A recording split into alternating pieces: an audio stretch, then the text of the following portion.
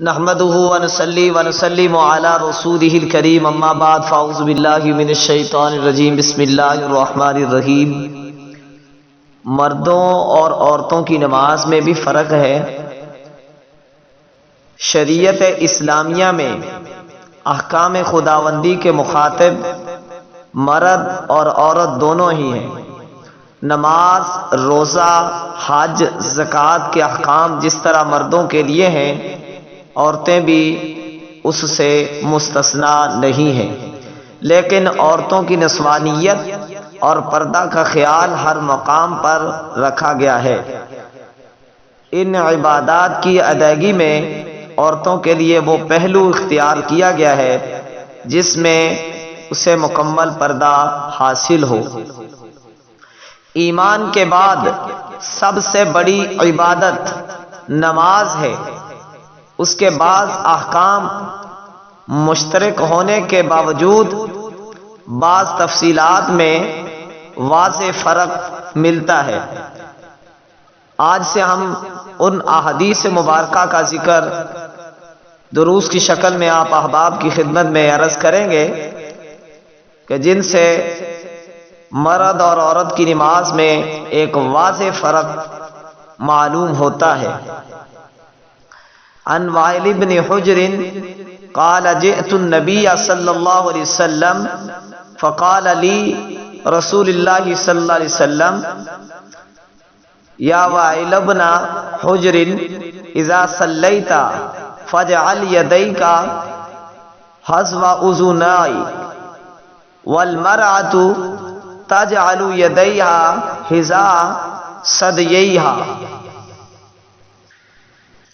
المعجم الکبیر لطبرانی جلد نمبر 9 صفحہ نمبر 144۔ مجمع زوائد لہیشمی جلد نمبر 2 صفحہ نمبر 272۔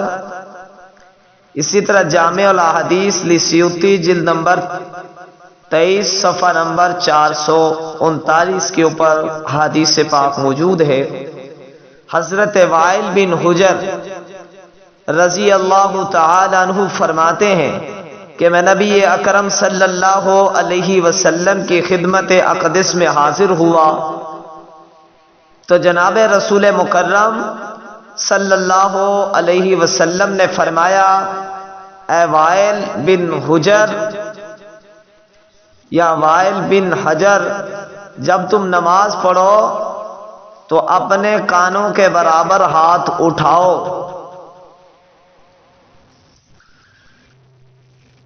اور عورت اپنے ہاتھوں کو اپنی چھاتی کے برابر اٹھائے گی۔ اسی طرح دوسری حدیث مبارکہ ہے ان یزید بن حبیب ان رسول اللہ صلی اللہ علیہ وسلم مر علی امرأتین تصلیان فقال اذا سجدتما فضم بعض اللحم الى الارض فان المرأة لیست فی ذلک کالرجل۔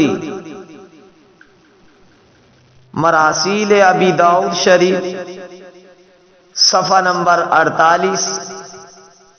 سنن الکبریٰ للبہیقی جلد نمبر 2 صفحہ نمبر 223۔